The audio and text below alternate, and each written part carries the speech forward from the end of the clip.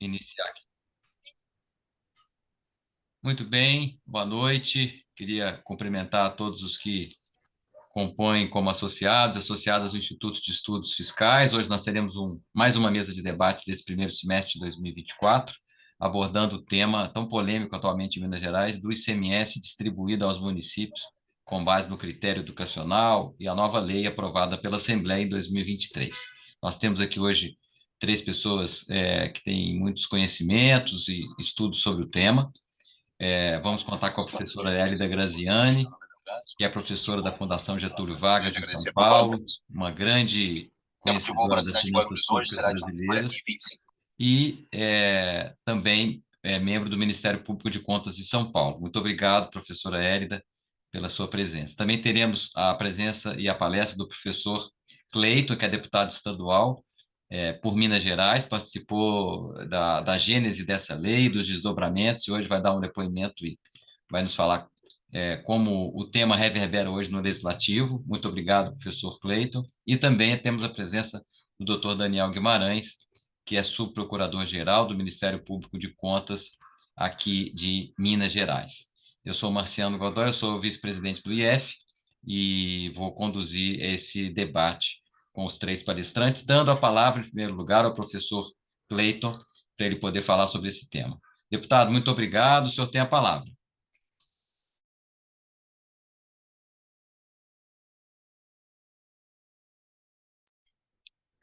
Professor, boa noite também aos demais batedores, professora, nosso querido subprocurador. Primeiro, uma honra estar participando aqui dessa mesa de debates. Parabenizar mais uma vez o senhor pela iniciativa de um tema que é tão caro, tão importante e não tem outra expressão melhor do que a usada pelo senhor, que em Minas Gerais não era para ser, mas infelizmente se tornou um tema de grande polêmica. Eu queria, inclusive, adentrar nessa questão. Vou deixar, inclusive, para que as questões mais técnicas, para as questões jurídicas, se bem que eu também tenho um entendimento jurídico desde o início, mas para falar das questões políticas que estão sendo discutidas e debatidas na Assembleia. Talvez nós estejamos diante de um dos temas que mais dividem a opinião da classe política dos prefeitos dos últimos anos em Minas Gerais. Isso porque, professor, nós temos algo inédito em Minas Gerais. A omissão por parte do Poder Executivo, que, ao contrário de outros estados, assumiu essa responsabilidade, trouxe para si essa responsabilidade. Minas Gerais é o único estado em que a lei ela não nasceu de iniciativa do Poder Executivo. Inclusive, a Assembleia, provocada pelo Ministério Público, provocada pelo Tribunal de Contas e provocada também por outras entidades, inclusive uma que também está muito dividida, que é a Associação Mineira de Municípios. Ela começa esse debate através da Comissão de Educação e o governo do Estado transfere para a Assembleia essa responsabilidade, tanto é que a iniciativa partiu do deputado Zé Guilherme, que é deputado da base do governo Zema. O senhor vai se lembrar, professor, numa dessas audiências públicas, eu levantei uma questão que hoje está sendo discutida e debatida no âmbito do judiciário. No meu entendimento, no entendimento que nós tínhamos ali, se tratava de um vício de constitucionalidade, já que não é dever da Assembleia Legislativa, de nenhuma casa legislativa, determinar como que impostos devem ser recolocados, realocados e gastos pelo Poder Executivo. Chamei a atenção, inclusive, que nós estávamos diante de um precedente perigoso. Imagine aí quem está nos acompanhando se os vereadores resolvem tomar esse tipo de iniciativa nas câmaras municipais. E aí, mesmo Diante disso, os debates continuaram. Tivemos aí a presença de alguns tribunais de contas pelo país, inclusive aqui o Tribunal de Contas de Santa Catarina foi decisivo até na construção do projeto de lei, que inclusive o senhor também teve a oportunidade de trazer um conselheiro de Santa Catarina para um debate na PUC Minas. Tivemos a presença ali do Ministério Público, da Associação Mineira de Municípios fazendo esse debate.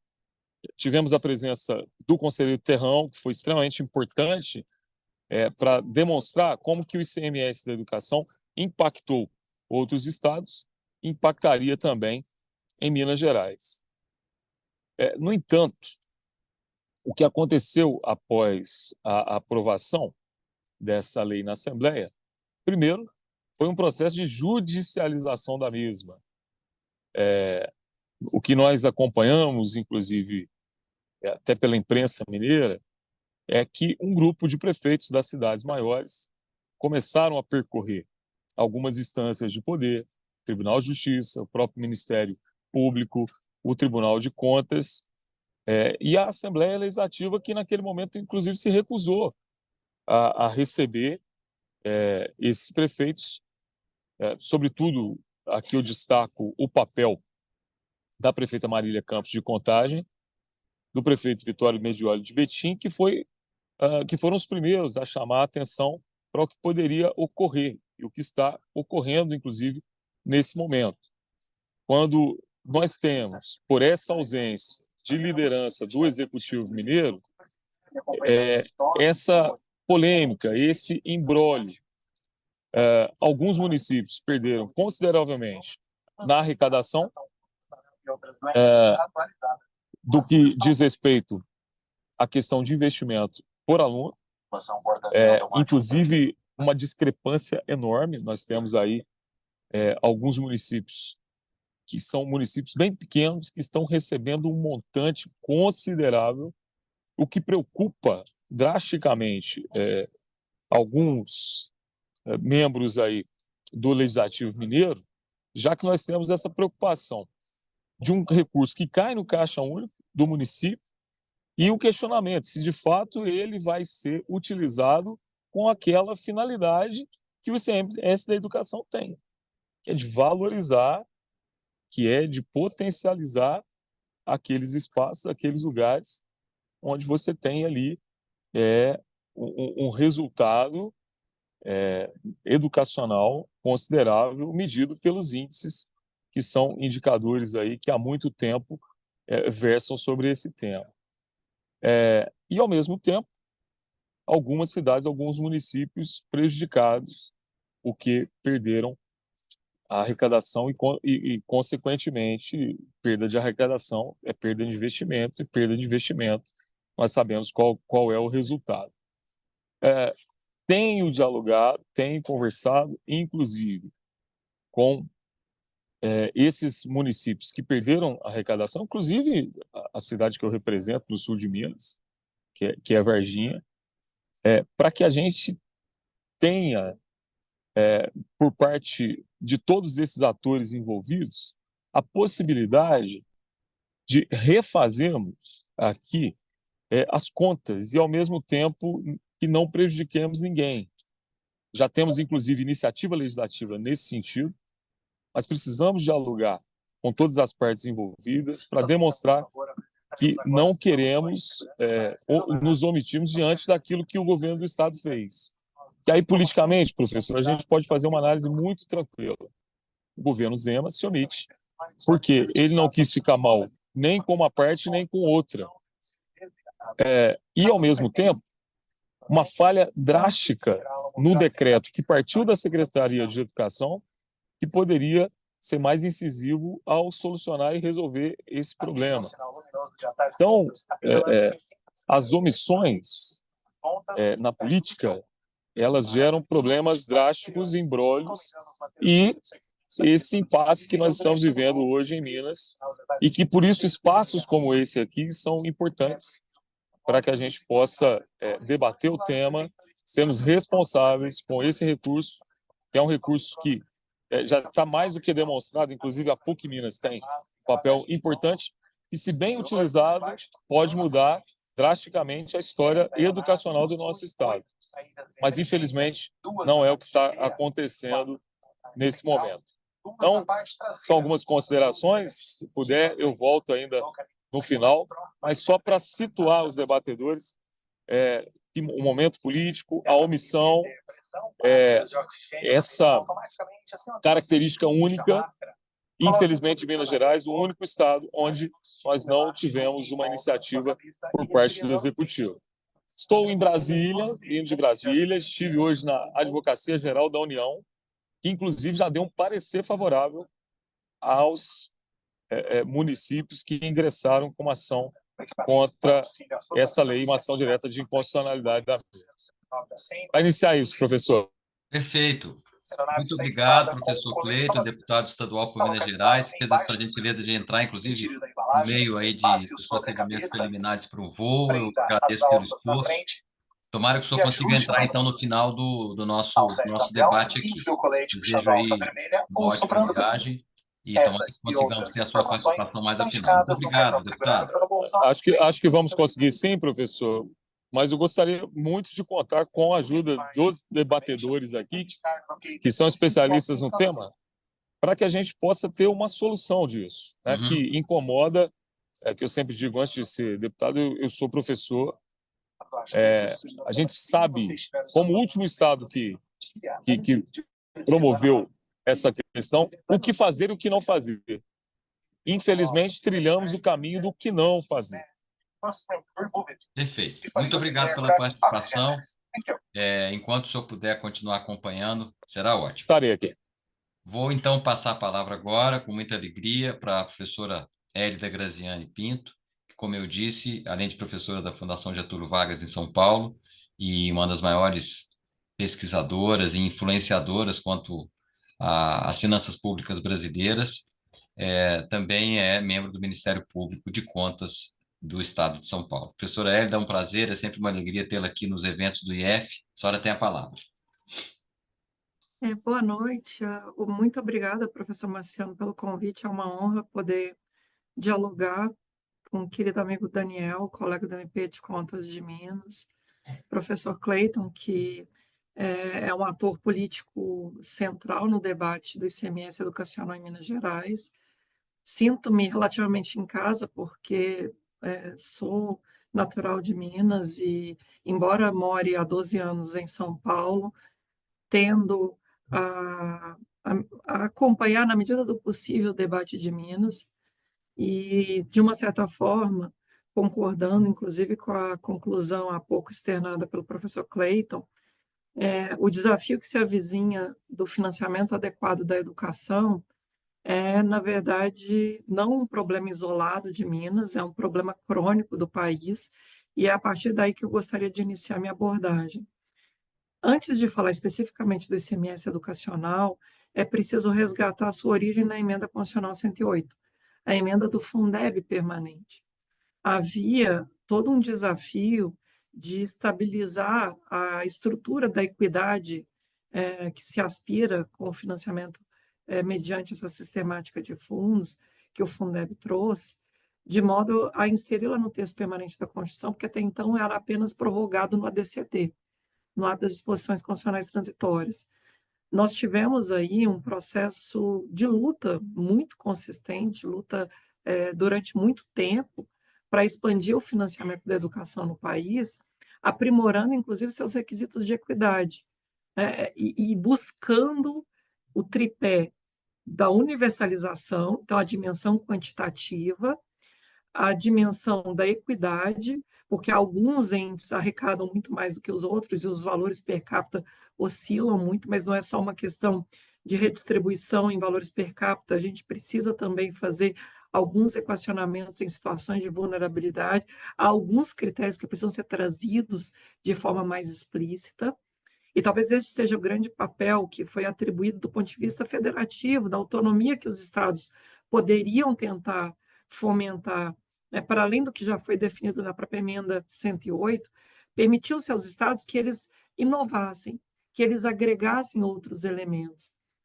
Fico feliz a respeito do debate introduzido pelo professor Clayton sobre como Minas Gerais bebeu na fonte da experiência extremamente bem-sucedida do estado de Santa Catarina.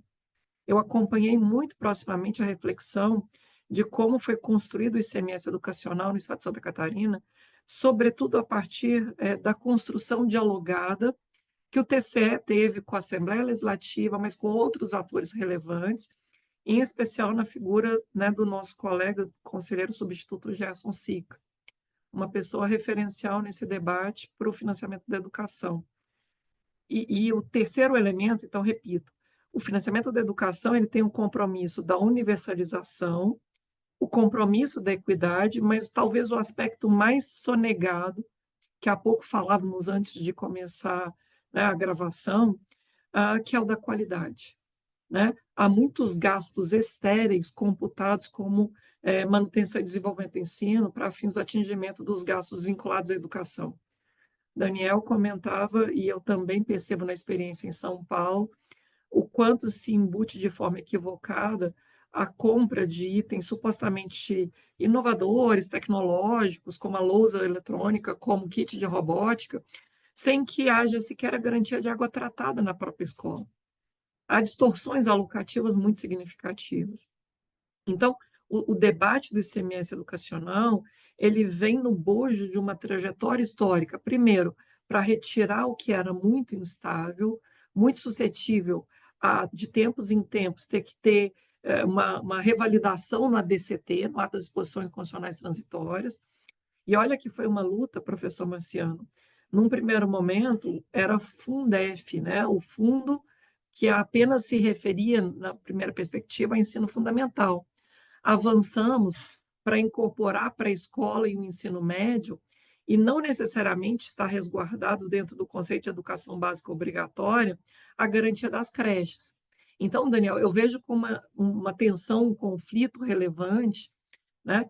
A dimensão de que se prefere, por vezes, o kit de robótica, as soluções tecnológicas, eventualmente até consultorias controversas, reformas prediais sucessivas, pinturas repetidas da estrutura predial das escolas, enquanto crianças ficam fora das creches. É essa a dimensão de uma perspectiva que precisa ser trazida à tona e que o professor Clayton avizinhou na sua fala. O dinheiro da educação não é cumprido conforme o planejamento educacional. Essa é a hipótese que eu vou suscitar ao longo da minha fala.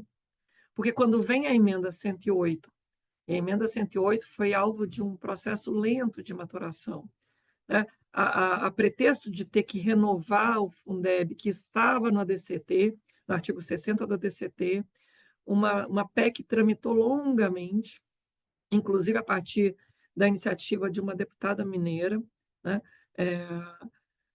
Que sugeriu e fez várias audiências públicas e avançou em várias perspectivas, mas tomando a dianteira com vários atores, as audiências públicas no Senado, na Câmara, com a participação densa ao longo de muitos anos. Então, a emenda do Fundeb foi uma construção longa, resgatando algo que era uma instabilidade jurídica e inseriu especificamente no artigo 158 da Constituição, nesse parágrafo único, inciso 2, a hipótese de que 10% dos recursos do ICMS poderiam, e aqui é uma dimensão que está em tensão o debate de como vai se legislar ou não no âmbito do Estado de Minas Gerais, que foi o único que não regulamentou, nesse sentido concordo, que acabe sendo o único Estado que se furtou a cumprir a emenda do Fundeb, mas 10% a partir de critérios de indicadores de melhoria nos resultados de aprendizagem, de aumento da equidade,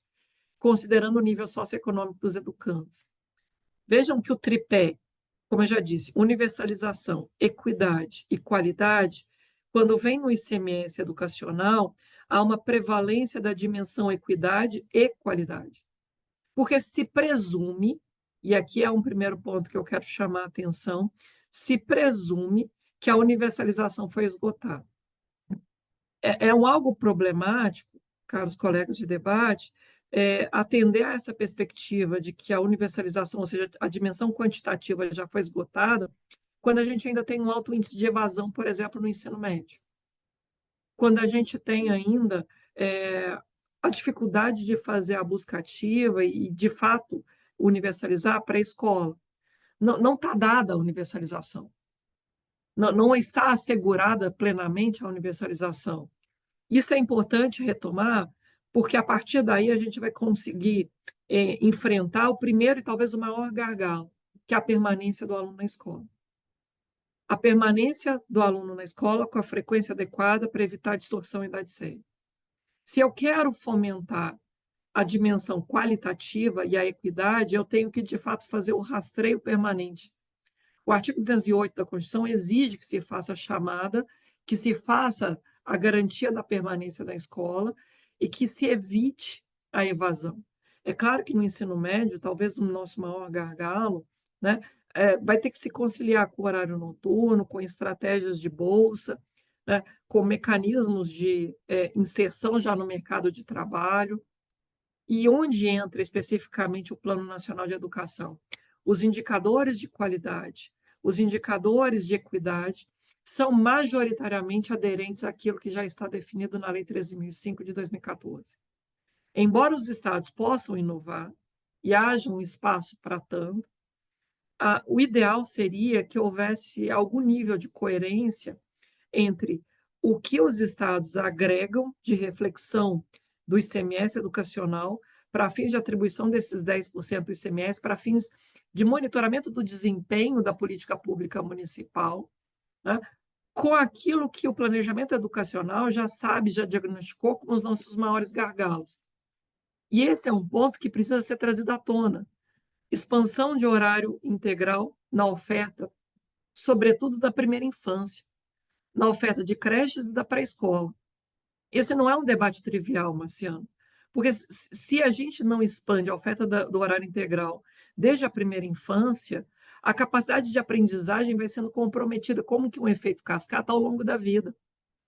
Quão maior é a oferta do horário integral desde a primeira infância, e, de fato, inclusive, enfrentando a dimensão de que creche é um direito subjetivo público e precisa ser resguardado, maior a capacidade de depois assegurar, repito, a escolarização na idade certa, evitar a distorção em idade séria, fazer com que a criança tenha um círculo virtuoso de aprendizagem ao longo de toda a sua formação, a criança e depois o adolescente. Então, a majoração da oferta do horário integral é uma dimensão que não tem sido enfrentada com a consistência que deveria, do ponto de vista do que é parâmetro de equidade, sobretudo para as crianças mais vulneráveis, cujas mães precisam trabalhar. Percebem? Os pais que não concluíram o ensino médio, os pais que não têm formação de ensino superior, eles precisam, inclusive, que a escola seja em tempo integral. São aqueles que mais trabalham, são aqueles que não estimulam seus filhos. Quanto maior a formação, a formação escolar dos pais, mais fácil é o papel da escola. A escola tem que fazer uma espécie de compensação daquilo que os pais não fomentam em casa. Esse debate da equidade, ele precisa trazer a dimensão, repito, da expansão da carga horária, que não tem sido debatido. Numa segunda perspectiva, muito se fala do IDEB como um parâmetro de desempenho da qualidade estudantil, mas o IDEB, embora relevante, não é suficiente. O IDEB é um parâmetro, ele nos dá alguns elementos de análise, mas ele não esgota a dimensão da qualidade. E a gente precisa também incorporar a dimensão da qualidade nos insumos da oferta da educação, por exemplo, número máximo de alunos por professor, a efetiva indicação de direção das escolas conforme aquilo que é a gestão democrática, ou seja, a participação da comunidade escolar na escolha do diretor da escola. Não uma indicação, apenas porque é um cargo comissionado, uma indicação arbitrária, uma indicação totalmente capitaneada pelo chefe do executivo municipal. Porque, a depender de como o diretor tenha sido escolhido e a margem de liberdade que ele tenha para fazer a gestão da escola, a gente vai aprimorar ou não esse círculo virtuoso de a gestão ser aderente à política pública educacional. Se troca de diretor da escola como que se troca de camisa, se não faz um enraizamento na comunidade escolar, se não tem a gestão democrática da escola, você vai esvaziando, inclusive, a alocação dos recursos. O montante do que tem cada escola, seja pelo programa Dinheiro Direto na Escola, em Minas, as caixas escolares, eu não sei se ainda tem essa figura, mas a alocação que a escola tem, em tese, para aplicar esse recurso, a depender da forma como se faça a indicação do diretor, vai ser um dinheiro mal empregado. Então, assim, eu estou trazendo algumas dimensões operacionais para refletir, do ponto de vista estritamente operacional, o que é, de fato, equidade, o que é, de fato, qualidade, sem esquecermos da dimensão quantitativa da universalização. O tripé do financiamento à educação, pelos 3 prismas do direito fundamental à educação, ele precisa estar refletido no ICMS educacional. Precisa manter a criança e o jovem na escola, inclusive com a busca ativa, inclusive com o rastreio, assegurando a permanência da criança e do jovem na escola. Precisa ter a dimensão do enfrentamento da vulnerabilidade, sobretudo com a oferta do horário integral, que não tem sido enfrentado como deveria. E precisa sim, ter clareza de que qualidade não é só ideia. O incentivo à noção de qualidade é a partir também dos insumos. A escola tem biblioteca? A escola tem laboratórios? A escola tem um contraturno que, de fato, seja lúdico, que estimule? Porque não adianta também ter um horário integral que não tem uma perspectiva de... Porque simplesmente deixar a criança mais tempo na escola sem um sentido pedagógico no contraturno é apenas, na verdade, prometer algo que não se cumpre. O contraturno ele tem que ser lúdico, mas ele tem que ter capacidade de reforçar o que foi aprendido durante o turno escolar. Esses desafios, eles têm que ser, inclusive, muito aderentes, não só no planejamento, mas também no controle. E esse talvez tenha sido o grande legado da experiência de Santa Catarina. Quem monitora o cumprimento do ICMS educacional é o TCE catarinense, que ganhou legitimidade a partir do diálogo com os atores. O fato de que quem monitora o cumprimento do ICMS educacional não é o executivo, que poderia ter uma polarização política, porque é uma distribuição de um volume grande de recursos. O ICMS educacional, 10%, é um volume relativamente grande de recursos. Então, se o monitoramento é feito por uma instância neutra, legítima, e que tem, inclusive, uma plataforma monitorável por qualquer cidadão, pela comunidade escolar, a plataforma do TCE catarinense ela é invejável. Os dados estão disponíveis para serem baixados e, se necessário, contrastados. Qualquer um pode fazer, inclusive, do ponto de vista popperiano, falseamento, testar se os dados são verificáveis ou não e impugná-los. Um método do TCE catarinense é, inclusive, suscetível a escrutínio, a impugnação do gestor.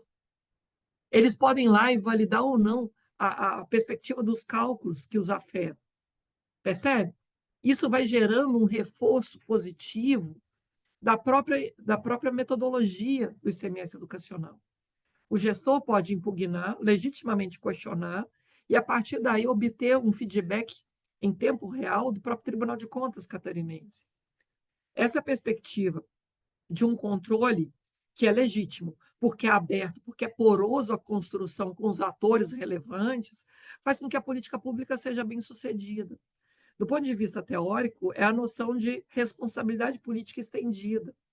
A política pública ela não é estanque, ela é dinâmica, ela é construída, ela é tensionada ao longo do tempo, na medida em que ela é alvo de uma construção permanente entre todos os interessados, a comunidade escolar, o próprio gestor interessado em alcançar mais recursos, o executivo, né, estadual, que vai repassar esses recursos e quer que tudo seja feito da melhor forma possível. E, na ausência dessa clareza, vira essa disputa. Os municípios que estão perdendo parte do ICMS, porque agora uma parcela vai por critérios educacionais, os municípios que vão ser os ganhadores, e que, porventura, não tendo critérios objetivos, vão falsear o cumprimento desses critérios, e a instância de controle que fica a reboque, que não, às vezes não consegue ter clareza se houve ou não o cumprimento. Então, o fato de não haver um devido processo da política pública e uma perspectiva dinâmica que retroalimente as informações acaba sendo alvo de judicialização. A experiência mineira, que bebeu na fonte da experiência catarinense, precisa buscar exatamente esse enraizamento da construção dinâmica. Não é fotografia, é filme. O debate precisa ser tratado, inclusive, como algo suscetível a ser aprimorado ao longo do tempo, a ser rastreável ao longo do tempo. E lembrando também o que falávamos antes de começar a gravação, o ICMS é um imposto que hoje é relevante, é o maior imposto da federação, mas que está em vias de ser substituído daqui a pouco dentro da reforma tributária. Então, no horizonte de médio prazo, esse debate também precisa ser suscetível de maturação e revisão e aprimoramento, porque ele vai ser substituído. E a própria emenda do Fundeb, embora ela seja de 2020, então só tem 4 anos, ela sabe que vai daqui a pouquíssimo tempo, a depender também da própria revisão dos pisos em saúde e educação, que já se avizinha no cenário federal, eventualmente ser revista. Então, a gente saber que é algo mutante, saber que é algo que precisa ser dialogado, construído com os vários atores, talvez seja a grande chave de reflexão que eu trago para debate. Ou a política pública se sabe construída ao longo do tempo, dinamicamente, e buscando uma legitimidade exatamente nesse processo de validação, de legitimação, inclusive com a possibilidade de o órgão de controle aceitar as impugnações do gestor, da comunidade escolar, incorporar a tripla dimensão quantitativa da universalização do acesso e da manutenção do estudante dentro da comunidade escolar, para conter evasão, para fazer a busca ativa, para a gente, de fato, assegurar o cumprimento, né, dessa primeira e talvez grande dimensão de equidade, que é o estudante na escola, porque o jovem do ensino médio não permanece na escola, inclusive por um problema de equidade, ele precisa trabalhar. Se eu começar a fechar escolas em horário noturno, eu estou fazendo uma opção clara por excluir o jovem mais vulnerável. Na perspectiva da qualidade, não é só IDEB. Eu preciso trabalhar insumos, o que era o custo aluno-qualidade, que a gente também introduziu na emenda 108. Custo aluno-qualidade vai tensionar o número máximo de alunos por professor, como já disse, se tem biblioteca, se tem laboratório, se tem outros parâmetros de relevo, sobretudo na parte dos insumos, porque o IDEB apenas vai trabalhar já o desempenho lá na ponta. E a dimensão da equidade, sobretudo considerando a primeira infância, a expansão do horário integral. Não é trivial para os municípios mineiros, imagino, né, Daniel, você que lida com esses dados da extrema desigualdade dentro do território mineiro, mas no Vale de Jequitinhonha, é óbvio, quanto mais tempo a criança passa na escola, sobretudo porque ela é mais bem alimentada na escola do que em casa, mais capacidade ela tem de aprender. Então, o horário integral, ele não é um dado discreto, não é um dado trivial. Ele é um dado extremamente significativo. Sobretudo, repito, para as crianças cujos pais são semi-alfabetizados, cujos pais também não concluíram o ensino médio, né? Então, se a gente quer enfrentar a tripla dimensão da equidade, da universalização e da equidade, a gente vai precisar assegurar que o dinheiro da educação seja aderente ao planejamento educacional. Os critérios do ICMS educacional não podem ser muito distintos dos critérios do PNE. Em síntese, era um pouco do que eu queria trazer para a introdução dos debates, mas, de todo modo, na reflexão que me parece ser mais premente para todos nós, né, nos desafia no direito, é parar de tratar as normas como fotografias. A implementação da política pública é sempre um filme. E, como tal, ela se desenrola no tempo. Ela é suscetível de tensões, ela precisa ser objeto de um monitoramento contínuo e se saber construída ao longo do tempo, se saber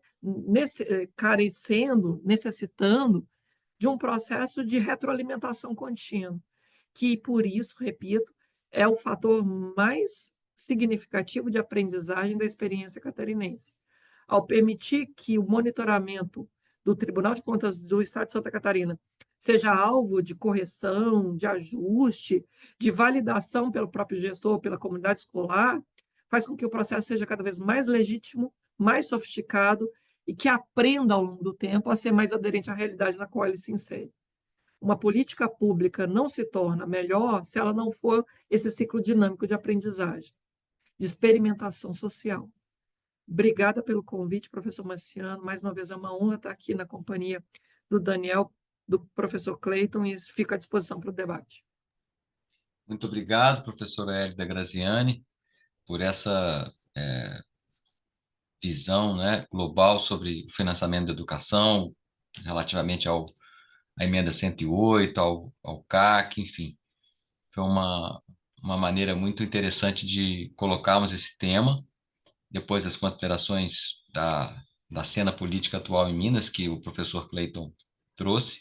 E agora, com muita alegria também, vou passar a palavra para o doutor Daniel Guimarães, que, como eu disse, é subprocurador-geral do Ministério Público de Contas aqui em Minas Gerais e já havia participado, assim como o professor Clayton, de debates sobre esse tema no ano passado, debates realizados na PUC Minas.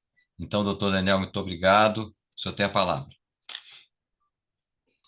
Boa noite, Hélida. Professor Cleiton, acho que ele saiu, né, temporariamente da chamada, mas eu saúdo também. Obrigado, Marciano, pelo convite. Sempre um prazer estar aqui à disposição do IF, né, um instituto pelo qual nutro muito carinho, participei da fundação.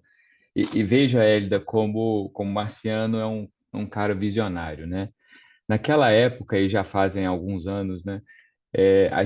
Eu assinei como um grande entusiasta do direito tributário adesão ao IF, o Instituto de Estudos Fiscais. Mal sabia eu, mas sabia bem o professor Marciano, que estaríamos aqui muitos anos depois discutindo temas polêmicos de direito financeiro, o patinho feio da faculdade, né? Quando ele é tratado, né? Mas muito obrigado, professor Marciano, por mais essa oportunidade. A Hélida é minha colega de faculdade e agora de Ministério Público de Contas, então para mim é um grande prazer dividir essa bancada com ela, uma referência tanto na nossa carreira quanto nacional no trato da gestão pública. Hélida, que é fruto da Fundação João Pinheiro, daquela, para mim, uma das melhores iniciativas em matéria de serviço público nacionais, né? A especialista de gestão pública. Enfim, esse tema é muito espinhoso, mas, Marciano, eu vou fazer algumas ponderações, já que eu acho que todos aqui têm uma boa noção do que se trata. E, assim, a fala da Hélida casa muito bem com algumas pontuações que eu tinha preparado. Bom, a emenda constitucional 108, ela apontou numa direção, o Constituinte quis instituir uma política de incentivo aos municípios e apontou dois caminhos de melhoria da educação. Porque o financiamento da educação, ele já tinha feito isso em regras anteriores, que na emenda 108 acabou se tornando permanente, que é o Fundeb e o índice mínimo de investimento em educação, que é os dois objetivos, a melhoria da aprendizagem e a redução das desigualdades, a promoção da equidade dos alunos de acordo com o seu nível socioeconômico. Então, isso é uma escolha constitucional. Isso não é uma política de governo que pode ser alterada a qualquer tempo. Está na Constituição. Apesar da Constituição poder ser alterada, e infelizmente em direito financeiro o que mais muda recentemente é a Constituição, né? Se antes a gente tinha poucas normas, né, Hélida, a gente tratava ali da LRF, a 4.320, a Constituição financeira, agora virou um manancial imenso de normas, infelizmente perdeu parte da sua sistematicidade. Só que o legislador mineiro teve que elaborar o seu modelo de acordo com esse objetivo. E veja, Minas Gerais ficou por último.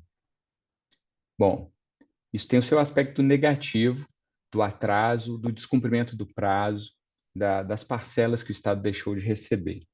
A questão é, ele pôde observar todos os outros modelos que foram criados.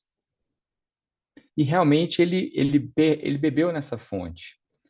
O modelo de Santa Catarina é uma lei que, no seu corpo, estabelece algumas regras inclusive essas a que a Hélida fez menção sobre a possibilidade de impugnação dos índices, a competência do Tribunal de Contas para a fixação desses índices, que ele chama de provisórios, porque ele vai tratar de definitivos só aqueles depois de eventual impugnação pelos gestores. A nomeação de uma comissão pelo governador do estado para fazer esse controle. Mas veja, os componentes do critério educação não estão no corpo da lei. Eles estão num anexo. E quando você lê o anexo, você percebe bem a profundidade da análise que foi feita, que isso foi gestado, não foi só na Assembleia Legislativa de Santa Catarina. Isso foi gestado por técnicos, por especialistas na área da educação que sabiam o que tinham de dados medidos e confiáveis sobre os municípios e colocaram isso como aqueles que tinham relação direta com aquelas duas finalidades constitucionais para compor o índice. Aqui a gente tem o primeiro problema de Minas Gerais, na minha visão. E aqui vou fazer um link com a fala do professor Cleiton, nosso deputado estadual.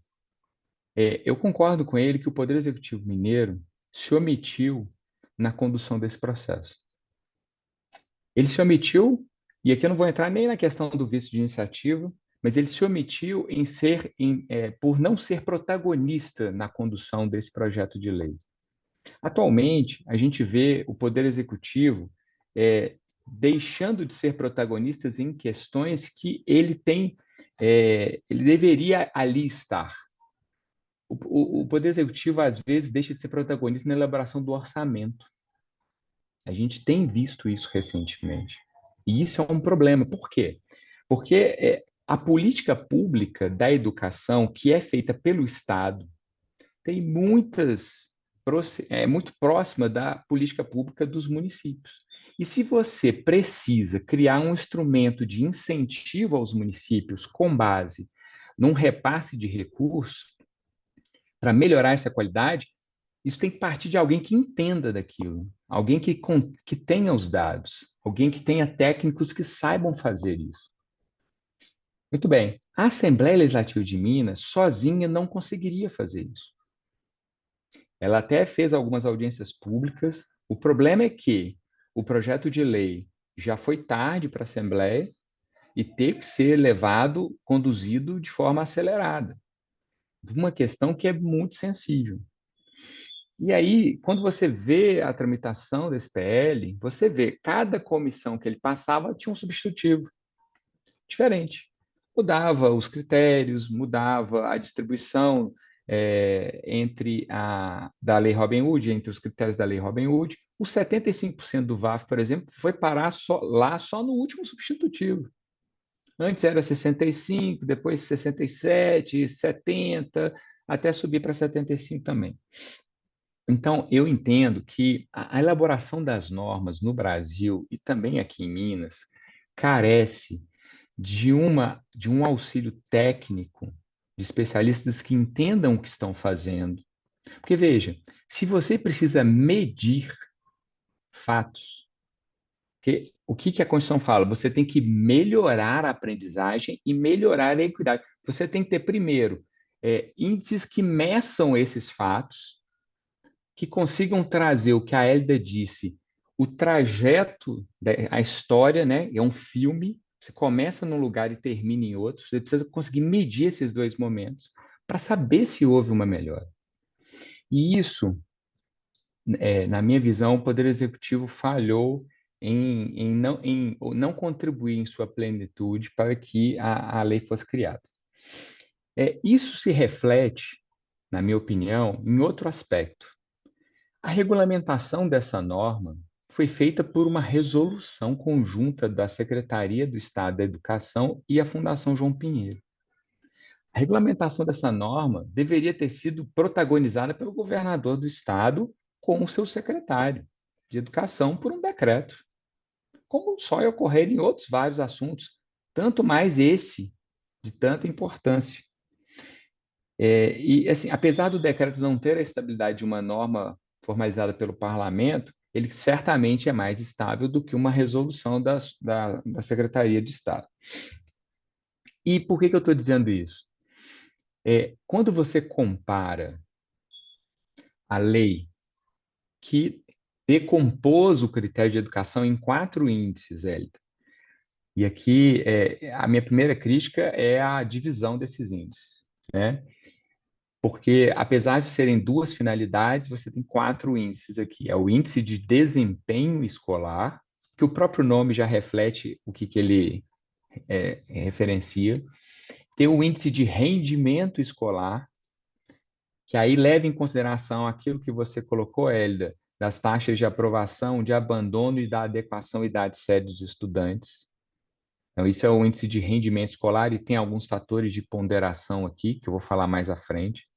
Tem o índice de atendimento escolar, que tem a ver com a oferta de educação em tempo integral, por exemplo, com a melhoria dessa oferta, que você bem colocou. E também tem o índice de gestão escolar, que tem a ver com aspectos relacionados às escolas, a infraestrutura, recursos de acessibilidade, formação dos profissionais da educação e a gestão democrática. Então, aqui, a lei conseguiu englobar nesses 4 índices vários elementos que podem contribuir para a melhoria da aprendizagem, mas também a diminuição das desigualdades, ou seja, a promoção da equidade entre os alunos. Só que quando você faz o comparativo da lei com a resolução, a gente encontra alguns descasamentos. E aqui eu acho que isso é um reflexo da crítica que eu fiz anteriormente, do processo legislativo, da legística que conduziu até esse texto. Eu tenho certeza que a Assembleia deve ter ouvido os técnicos da Fundação João Pinheiro, ouviu técnicos do Tribunal de Contas, e aqui, ao contrário de Santa Catarina, o Tribunal de Contas tem, na lei, nenhum papel. Não foi reservado a ele nenhuma competência específica nessa norma. Quem fixa os critérios, quem vai fazer o cálculo dos critérios é a Fundação João Pinheiro, como ela é a detentora do know-how do cálculo desses índices. Não há, aqui, Marciano, você me corrija se eu estiver errado, não há também uma previsão de contestação dos prefeitos em relação a isso, não há uma procedimentalização disso. Há uma previsão de você ter transparência na divulgação das metodologias, dos resultados, o que a Fundação João Pinheiro já está trabalhando nisso, né? Mas então, em relação ao Tribunal de Contas, não há essa possibilidade. É uma ideia interessante a de Santa Catarina. Agora vejam, Minas adotou um sistema diferente. Minas deixou aberto para os parlamentares decidirem no texto da lei o que comporia esse critério da educação. E aí, quando você fala em educação, Hélida é a especialista aqui, e vocês viram o plexo de fatores que influenciam nisso, cada um tem uma visão de mundo sobre a educação. Dentro do parlamento, isso se agiganta, porque ali você tem parcelas de toda a sociedade mineira. E aí, você conseguir conciliar todas essas visões de mundo num PL que pretende fazer essa destinação, vamos fechar o cálculo aqui, 2,5% de todo o ICMS arrecadado no Estado, porque é 10% de 25%, você acaba chegando numa conta que você tem muitos critérios para medir. Então, assim, uma crítica que eu coloco é o seguinte: como a política, essa é uma política de incentivo à melhoria da qualidade pelos municípios no seu serviço de educação, e como isso tem que ser feito permanentemente, já que está na Constituição, isso deveria se iniciar com menos critérios, menos componentes do critério de educação e se monitorar os resultados. E aí, agregando mais critérios à medida em que você tem o avanço da situação. E, além disso, a gente teria que saber se a Fundação João Pinheiro, por exemplo, já tem esses índices. Porque não adianta você prever o critério na lei e você não tem como medir o critério. Isso é um problema. A lei fica de execução inviável, pelo menos por algum tempo. E veja, se Minas tivesse feito o planejamento, se o executivo tivesse tomado a frente, possivelmente, ele conseguiria aprovação de uma norma no legislativo, como manda a Constituição, poderia se planejar para conseguir implementar isso no exercício seguinte, com tempo para você conseguir medir isso adequadamente. O que aconteceu foi a regulamentação veio em outubro de 2023, inclusive foi um pouco antes daquele nosso evento na PUC Minas. Eu nem sabia da regulamentação, só soube no evento, o Marciano me contou. E aí ela já tem eficácia em janeiro de 2024. Então você tem aí 2 meses para conseguir fazer essa execução, o que é muito difícil. Muito bem. A discussão jurídica em torno disso, vou dar só uma pincelada. Eu acho salutar o debate que os grandes municípios trouxeram à baila.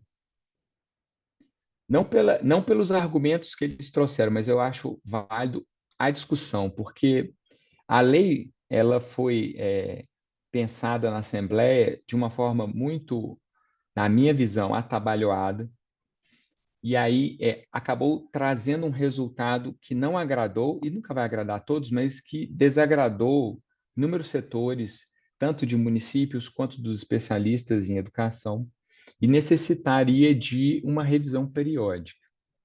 Muito bem. Só que manter essa discussão viva, como faz a Hélida, né, que é o mote da vida dela, é essa discussão da educação e da saúde, que são os nossos serviços públicos por excelência, é importante porque, como uma política de estímulo permanente, ela precisa ser medida, monitorada e revisada. Mas isso é tudo o que não acontece no Brasil. No Brasil, primeiro, você não planeja o que vai fazer. E aí, como Hélida sempre diz, quando você não planeja, você aceita qualquer resultado. Você precisa saber aonde quer chegar. A Constituição deu uma base, apontou o caminho. Ó, vocês têm que chegar lá. Aí cabe a cada estado, na sua realidade, fazer isso. Então, eu acho que, na minha visão, essa questão de semelhança e educação não pode ou não deve levar em consideração o número de alunos, como defendem os municípios mais populosos. Essa não é a função dessa política de estímulo. O número de alunos já é considerado em outras políticas de financiamento da educação. Essa não é uma política de financiamento, é uma política de aprimoramento da qualidade. Claro que isso passa pelo financiamento da educação, mas como a gente já conversou aqui antes, muitos recursos às vezes são gastos com iniciativas que não vão acrescentar em nada, nem no aprendizado e nem na equidade. Então, você tem que realocar esses recursos, né? Então, eu acho que aqui há um problema, a Constituição não estabeleceu propositadamente. Segundo, eu já falei aqui que a regulamentação deveria ter sido feita por decreto do governador de estado, até como um símbolo de engajamento do Poder Executivo nessa matéria. Falei aqui também do descasamento. Onde que está o descasamento entre a resolução e a lei? E aqui vou fazer o link com a fala da Hélida. No índice, que é o que compõe o critério de educação, o índice de atendimento escolar, Hélida, a lei prevê que haverá 2 fatores de ponderação. Na verdade, 3, mas eu vou citar só 2, que é a oferta de educação em tempo integral e a ampliação do atendimento aos estudantes quilombolas e residentes em áreas rurais. Bom, a gente pode pegar o fator de ponderação da oferta de educação em tempo integral e ampliação do atendimento aos estudantes quilombolas e residentes em áreas rurais como elementos que podem melhorar a equidade na educação. Esses fatores estão na norma, mas esses fatores não foram para a resolução. Eu suspeito que é porque eles não têm a medição, eles não tenham os dados para fazer a medição desses fatos, para saber de onde partiu o município e para onde ele chegou. Essa é um exemplo da crítica que eu fiz. Você precisa saber sobre o que está legislando, principalmente quando a sua lei, para ser executada, necessita de medições. Não é só um dever ser. Você precisa medir dados da realidade, né? Então, essa é uma crítica que eu faço, mas que a iniciativa de debate que foi trazida pelos grandes municípios pode trazer também uma iniciativa de revisão disso. Tanto que o professor Cleiton já disse que há uma iniciativa na Assembleia Legislativa sobre a lei Robin Hood em relação ao critério educação. Pois bem, é, deixa eu ver aqui se eu tinha notado. A Hélida também trouxe um dado interessante que é sobre a questão das avaliações, da melhoria da aprendizagem. Veja, melhoria de aprendizagem é um resultado que depende de alguns fatores. Aliás, ele depende diretamente do desempenho dos alunos em avaliações externas. Ok. Mas para a gente alcançar esse resultado, isso passa por várias outras etapas.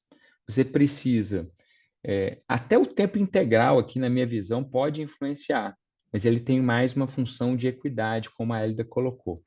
Mas olha só, você vai precisar de escolas que consigam receber os alunos com salubridade, e aqui eu estou falando salubridade, não estou dizendo conforto, salubridade, com energia elétrica, água tratada, pode ser internet, não precisa ser tablet, mas pode ser internet, pode, até porque tem que ter computadores para a escola funcionar, a parte administrativa e a parte pedagógica. Os professores têm que ser qualificados, motivados a tratar dos alunos, a ensinar. Então, veja, vários fatores fazem parte desse objetivo que é a melhoria da aprendizagem.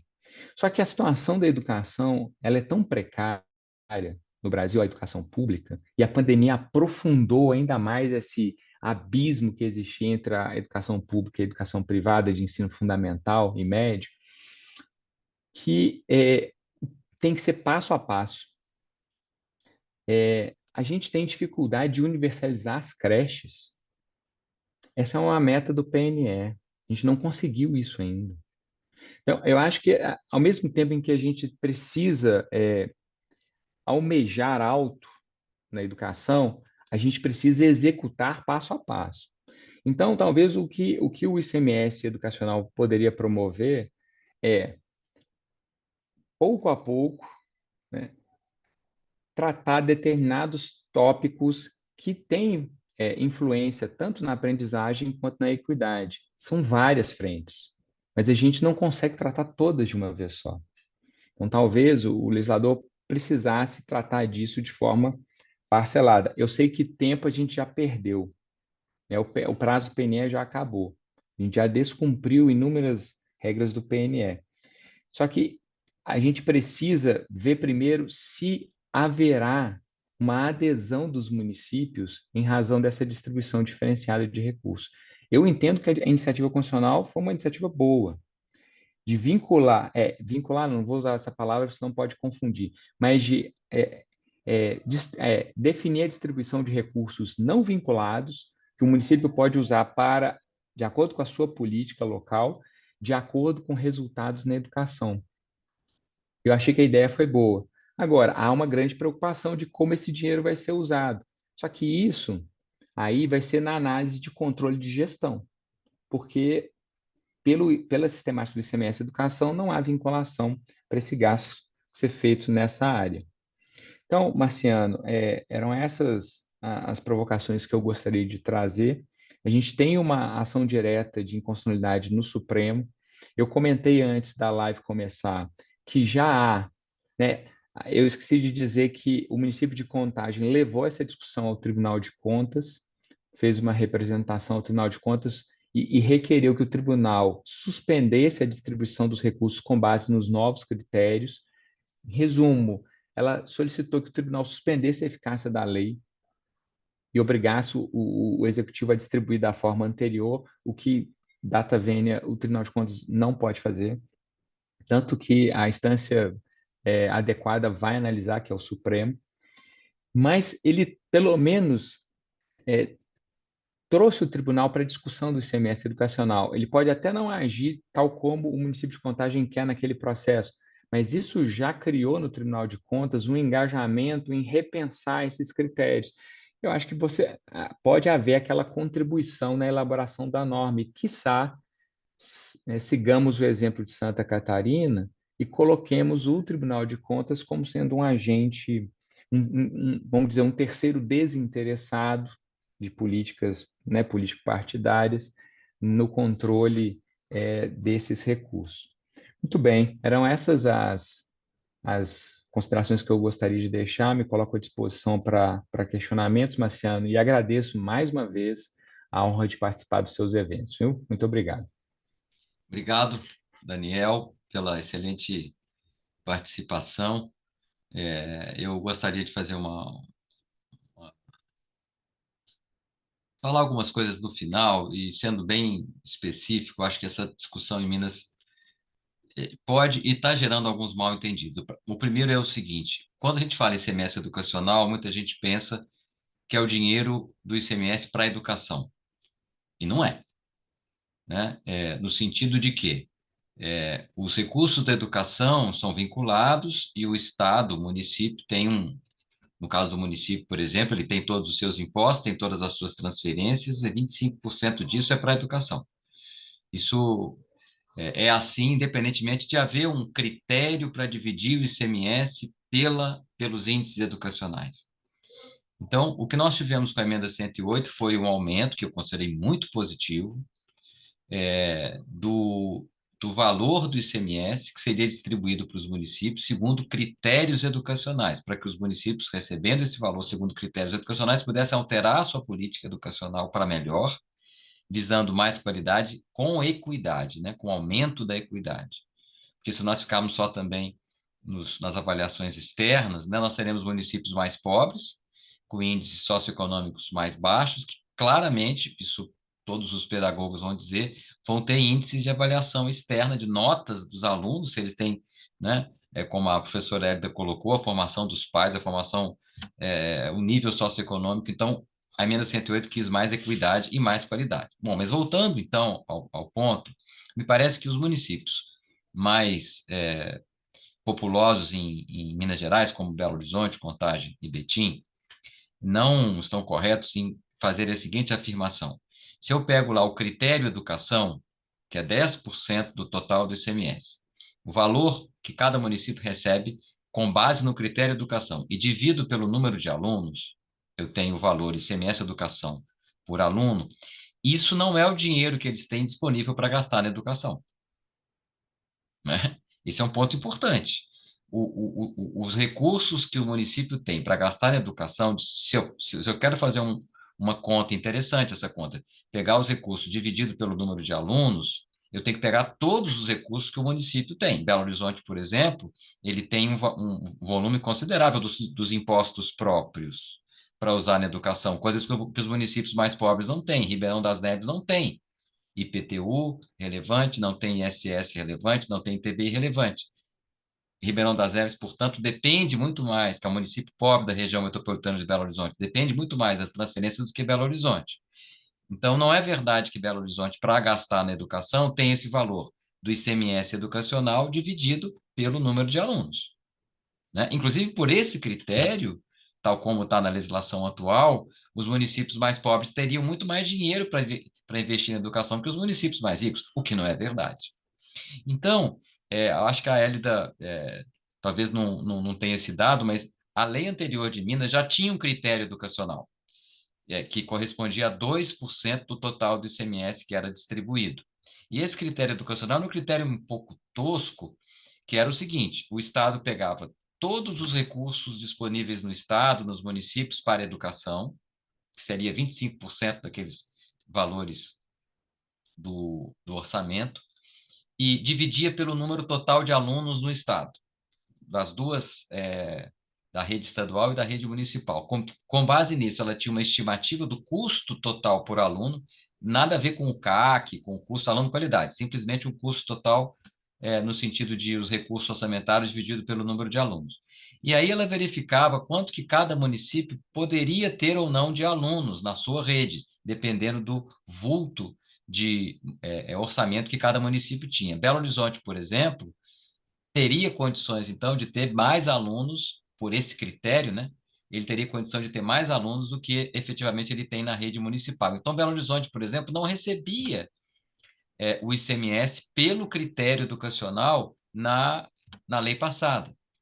Inclusive, a lei passada chegava num número de 90%, se o município recebesse mais de 90% do volume mínimo de alunos, ele recebia o ICMS Educação. Se ele recebesse menos, não. E aí, por uma questão de 1/10 ou 2/10, o município poderia receber ou não.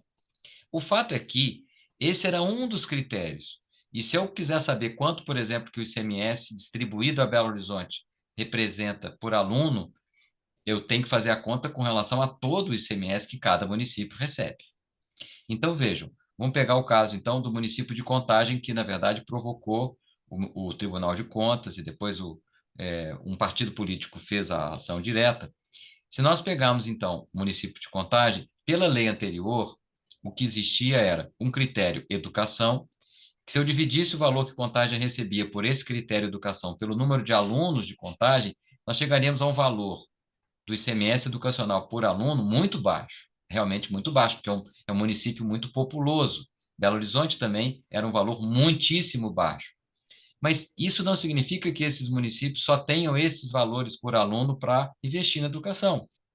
Aliás, se fosse assim, seria estranho, porque efetivamente esses municípios são os que têm uma rede educacional mais equipada, com mais gastos. Belo Horizonte, por exemplo, tem uma rede de creches, uma rede de ensino infantil, que, claro, não é a ideal, mas na média nacional é das melhores. Então, a discussão tem que ser, eu acho que em dois planos. No primeiro plano, financiamento da educação. A professora Hélida é a grande especialista aqui nesse ponto. Financiamento da educação envolve efetivamente para os municípios os impostos que eles têm disponíveis, e aí tem municípios que usam mais ou usam menos os impostos, envolvem todas as transferências, envolve as transferências da União pelo Fundeb, né, que ficaram com a emenda 108 ainda mais significativas. Isso é a quantia, inclusive a emenda 108 introduziu a figura da distribuição da União para os municípios com base em outros critérios, enfim, houve um avanço.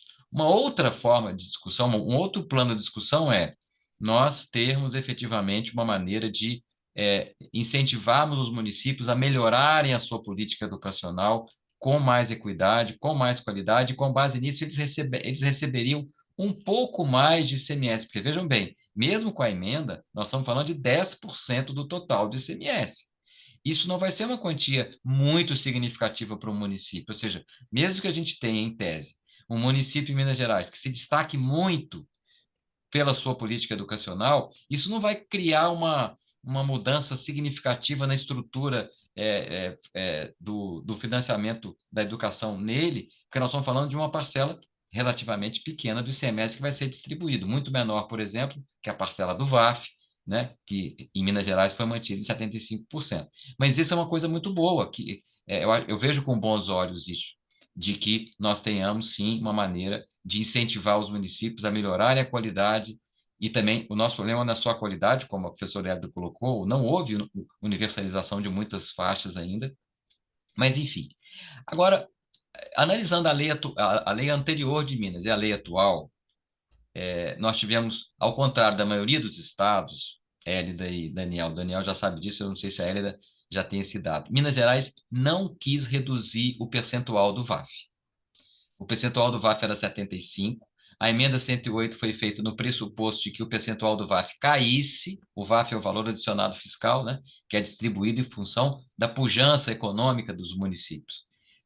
O pressuposto da emenda 108 era que o VAF caísse para dar espaço para o ICMS educacional. Minas Gerais não alterou o VAF. Com isso, ela beneficia, então, os municípios mais potentes economicamente, inclusive municípios mineradores, por exemplo, que têm uma população reduzida, mas que têm um VAF enorme, ou municípios que geram energia elétrica, né? Então, isso foi mantido. Claramente houve uma disputa política aí, e esses municípios conseguiram esse pleito que foi manter o VAF. E aí começou, então, uma série de discussões, porque eu mantive o VAF, mas eu coloquei educação com 10%.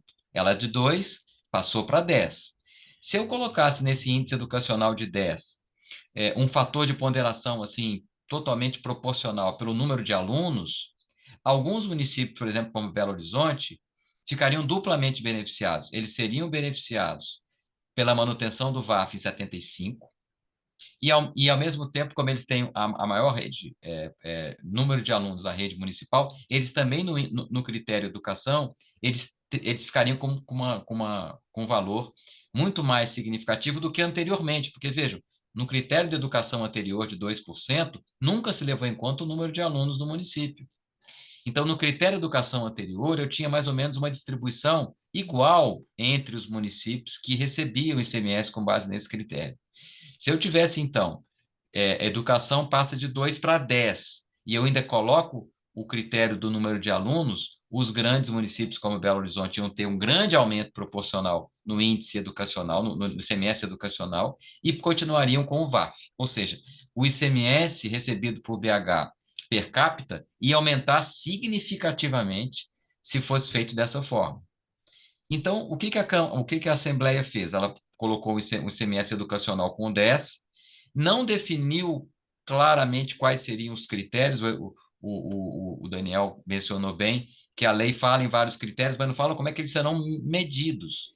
E a lei deixa de falar uma coisa importantíssima que nós encontramos em quase todos os estados, que é aferir a alteração dos índices de um ano para outro, de modo a valorizar a progressão, por exemplo, da equidade, a progressão da qualidade. Por exemplo, se nós temos um município muito pobre, com índices socioeconômicos muito pobres, as notas dos alunos vão ser menores. Isso no Brasil, na Antártica, na Noruega, em qualquer lugar do mundo é assim. Então, é preciso valorizar os municípios que conseguem melhorias com equidade. Isso nos critérios da Lei de Minas não se prevê isso. Essa variação anual que quanto mais for significativa, mais o índice do município poderia aumentar. Isso em Santa Catarina tem, e em vários outros estados tem, né? Nós não colocamos. Eu acho que Minas não bebeu da fonte de Santa Catarina. Poderia ter feito isso, pode ter ouvido as pessoas de Santa Catarina, mas a lei mineira, por exemplo, não envolveu nenhuma abertura de transparência para incluir, por exemplo, como vocês falaram aí, o Tribunal de Contas e outras instâncias, não incluiu transparência na divulgação, enfim, a lei mineira foi feita, inclusive, sob vara do Supremo Tribunal Federal. A Procuradoria-Geral da República ajuizou uma ação para obrigar o Estado de Minas a fazer a lei que ele já estava atrasado e que prejudicou todos os municípios mineiros ao não receber uma parcela do Fundeb da União Federal, que é aquele Fundeb, a parcela federal com base nos resultados de aprendizagem, que Minas não recebeu quando poderia ter recebido no ano de 2023. Então, na verdade, a Assembleia fez rápido a lei, porque o Supremo Tribunal Federal obrigou, né? Então, a coisa já começou muito ruim, né? Enfim, então o que nós temos hoje, eu vejo a necessidade de o Supremo Tribunal Federal, na minha opinião, liderar uma iniciativa. Eu vou aqui interromper um pouquinho para agradecer a presença da professora Hélida, que infelizmente vai ter que sair, mas que certamente vai acompanhar o IF em outras ocasiões. Professora Hélida, muito obrigado. A sua palestra foi essencial aqui para a nossa abordagem. Espero que possamos estar juntos mais vezes. Então, Eu que agradeço e me desculpa essa restrição do horário. Mais uma vez, muito obrigada. Nós que agradecemos, professora. Então, eu gostaria de usar esses 5 minutos finais, Daniel. Esse evento vai ficar gravado, né, para nós depois podermos. Me parece que a lei mineira realmente ela falha a lei mineira que criou o ICMS educacional, ela falha, mas não exatamente no que os grandes municípios estão dizendo. Eu acho que o Daniel também, mais ou menos, disse isso. Por quê? A lei mineira falha, não é que ela falha ao, por exemplo, colocar o ICMS educacional e ter um valor nesse critério por aluno muito discrepante entre os municípios.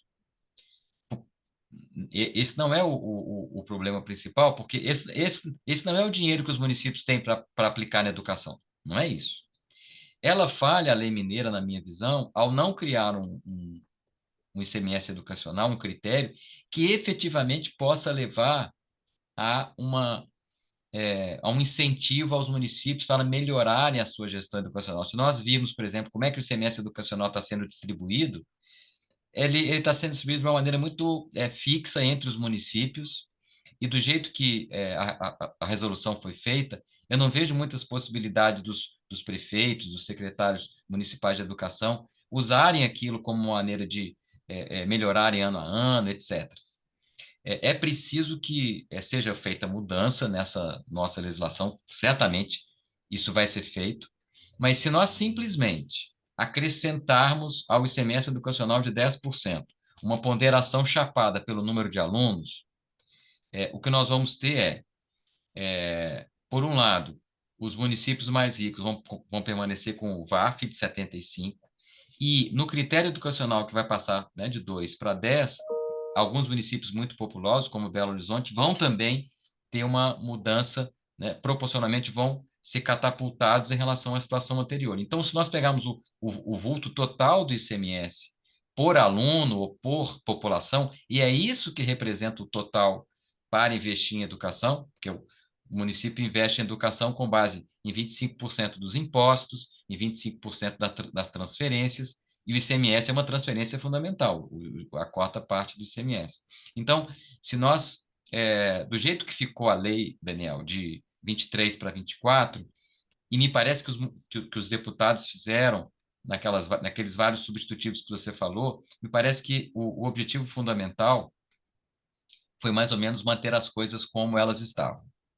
Mudar, mas no final das contas, não mudar. Porque vejam, se você cai o VAF de 75 para 65, realmente você teria grandes mudanças. Por exemplo, vamos pegar a Conceição do Mato Dentro, que tem uma população reduzida, mas tem um VAF imenso, né? Alguns municípios produtores do agronegócio, etc., tem uma população reduzida, mas tem um VAF imenso. Se você simplesmente passa de 75% para 65% o VAF, esses municípios iriam perder.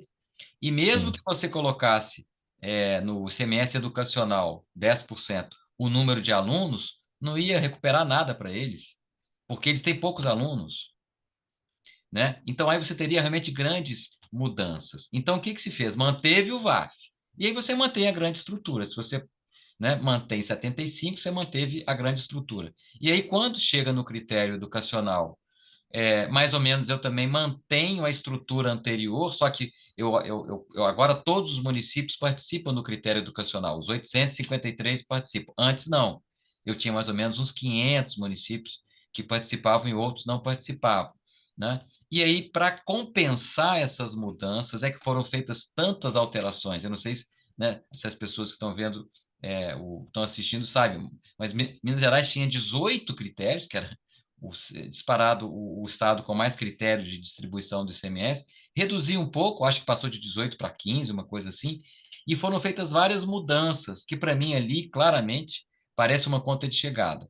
Ou seja, algumas categorias de municípios perdem com esse critério, aí a gente altera esse outro critério, a gente faz uma alteração desse critério, inclusive o secretário municipal de contagem no nosso último evento aqui do IF, mais ou menos disse que isso realmente aconteceu. Então, por exemplo, nós pegamos contagem no cômputo geral, no cômputo de todos os critérios, o ICMS por todos os critérios, comparando 24 com 23, houve até agora, em abril, um ligeiro aumento do ICMS repassado para a contagem, ida em Belo Horizonte, segundo os dados da Fundação João Pinheiro, tá? Mas eu estou pegando todos os critérios. Agora, se eu pego só o critério da educação, também houve um aumento em números absolutos de 2023 para 2024. Mas, claro, se eu pego o valor do ICMS Educação e divido pelo número de alunos, esse valor para Contagem, Belo Horizonte, já era baixíssimo na lei anterior, já era baixíssimo na lei anterior, mais baixo ainda. E agora, mesmo com um ligeiro aumento, permanece baixo. Ora, eu não posso dizer que esse é o valor que Contagem tem para investir na educação. O valor que Contagem tem para investir na educação é todos os 25% de todas as transferências que ela recebe, que a prefeitura recebe, o valor dos impostos, 25% do IPTU, 25% do ISS, 25%, etc. Então, o problema da nossa lei, efetivamente, não é não dar recursos para investir na educação para alguns municípios, como Betim e Contagem. A lei mineira não é isso que está acontecendo. Agora, a lei falha, primeiro, de ter sido feita atabalhoadamente, aos 45 do segundo tempo, sem discussão, ela falha ao não prever uma série de mecanismos, e ela falha efetivamente em, como você falou, não ter clareza sobre de onde virão os índices, como eles serão feitos, se eu vou valorizar, e eu tenho que valorizar o aumento desses índices, um município que tenha, por exemplo, um município que tenha hoje em dia, notas dos alunos da rede municipal e que tenha índices muito baixos. Eu não posso marginalizar esse município, eu tenho que valorizar que ele suba, que ele cresça, que ele vá melhorando. Essas melhoras têm que ser significativas para eles. Isso a lei não prevê. Então, esse que me parece é o grande problema. Talvez uma mudança da lei mineira ou da resolução, por exemplo, que possa tornar os nossos critérios de ICMS educacional mais propensos a incentivar os municípios efetivamente e não gerar muitos desequilíbrios de volumes de recursos para a educação, seja a solução. Me parece que o Supremo Tribunal Federal tem que efetivamente pensar nisso, talvez promover, na linha do que fez com relação ao ICMS, talvez promover algum entendimento, né? Não sei se as pessoas lembram, mas o ICMS sobre os combustíveis, por exemplo, que em 2022 foi feita uma lei complementar que reduziu drasticamente a arrecadação do ICMS, a coisa foi parar no Supremo Tribunal Federal, que acabou fazendo um acordo entre a União, os estados, enfim, o próprio Congresso Nacional, e talvez a coisa flua também para aí. O ministro Gilmar Mendes geralmente é o ministro que mais encaminha essas discussões de acordos, etc., entre as instituições. Vamos ver o que a ministra Carmen Lúcia vai fazer. Em suma, eu acho que efetivamente é muito saudável, como o Daniel disse, que esses municípios mineiros estejam trazendo esse tema para a discussão, né? Porque de parte do executivo nós não tivemos nenhum interesse em debater essa matéria e avançar nessa matéria, então é bem-vinda essa discussão, mas não me parece que nós devemos achar que os valores que os municípios têm para investir na formação dos seus alunos sejam os valores obtidos por essa conta, ICMS educacional que cada município recebe, dividido pelo número de alunos. Essa não é a conta a se fazer, né? O que não significa que a lei mineira seja boa, que esteja tudo bem, né? Não está, mas a conta efetivamente não é essa. Eu vou dar um exemplo. Se você pegar, então, o ICMS educacional em Betim, dividir pelo número de alunos, você vai ter um número de ICMS por aluno muito menor do que um município pobre, como, por exemplo, o Ribeirão das Neves. Ora, isso não significa que Ribeirão das Neves tenha muito mais dinheiro para investir na educação do que Betim. Nunca foi assim, infelizmente, provavelmente nunca será, né? E, efetivamente, o valor que Betim tem para a educação, que Ribeirão das Neves tem para a educação, é obtido por impostos, né? Mais as transferências correntes, dividido pelo número de alunos. Aí sim você tem o valor disponível para a educação. E voltamos a esclarecer também que a emenda 108 não disse que iria aumentar o valor do ICMS que obrigatoriamente deveria ser usado em educação, né? Na verdade, o valor a ser usado na educação continua o mesmo, 25% do total que você arrecada de IPTU, 25% total que você obtém do ICMS, né? O município obtém do ICMS do estado, então 25% é o dinheiro que é reservado para a educação. Bom, eu acho que a gente está avançando, né? Eu acho que essa discussão toda dos municípios grandes, do Supremo Tribunal Federal, isso vai fazer, como o Daniel disse, que a gente discuta mais. Tomara que outros atores possam ser mais ouvidos, como o Tribunal de Contas, como a academia, enfim, e possamos avançar nesse assunto. Bom, Marciano, sim, você me pois não, permite Daniel, agora fique à vontade só para algumas fazer as suas observações. colocações finais aqui. Eu acho que a sua fala foi muito feliz, Marciano. Primeiro, desmistificar essa questão do ICMS Educação como um valor que vai ser investido em educação. Não é essa a estratégia da Constituição. E a força do argumento é grande porque ela é convincente. Quando você joga dados de municípios muito menores que recebem um valor muito superior e tem muito menos alunos, você faz o cálculo do ICMS Educação por aluno. Mas não é a conta que deve ser feita no momento. A crítica da legislação mineira não é essa, concordo plenamente com você.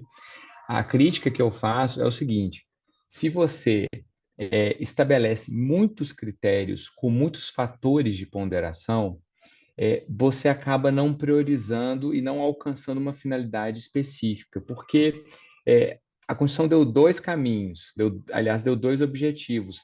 Tem caminhos para se chegar a esse objetivo, e esses caminhos podem ir sendo sucessivos.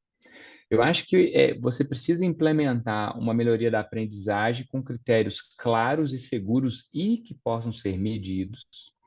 E ao longo da experiência do filme, como disse a Hélida, você vai revisando. Mas, Marciano, isso depende de um compromisso intergovernamental, intergoverno, porque isso é um objetivo de médio e longo prazo. E você tem que monitorar. O monitoramento disso pode ser feito pela Secretaria do Estado da Educação, mas pode ser feito pelo Tribunal de Contas. Pode, a lei pode dizer isso. O Tribunal de Contas tem até essa atribuição, ele pode fazer esse juízo de análise de índice, não tem problema. A gente nem precisaria da lei estadual para fazer isso. Eu acho que a provocação dos municípios agora colocou o Tribunal de Contas no palco da discussão, e isso é importante.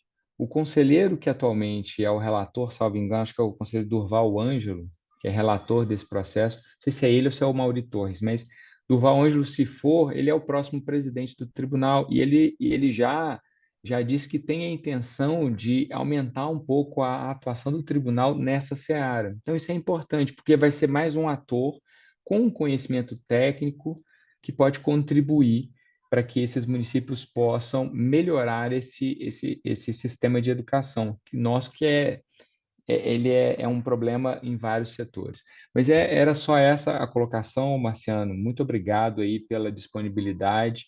Foi um prazer participar desse seminário.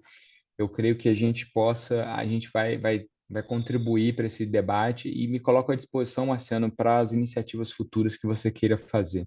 Em nome do Instituto, na PUC Minas, em outros palcos, vou levar isso para o Tribunal de Contas, a gente pode levar essa discussão bem mais adiante. Tá? Muito Isso. obrigado. Ótimo, Daniel. Eu acho que esse tema tem que ter desdobramentos, né? Seria muito bom que o Tribunal de Contas promovesse algum debate, algum fórum de discussão sobre isso. E no que diz respeito ao IF, à PUC Minas, nós sempre estaremos então dispostos a colaborar, como foi o caso do dia de hoje. Então, Daniel, muito obrigado. Agradeço aqui ao professor Cleiton, deputado estadual, e à professora Hélida Graziani por terem participado. Espero que possamos ter contribuído. Um grande abraço a todos. Boa noite, até a próxima. Boa noite, um grande abraço, Marciano.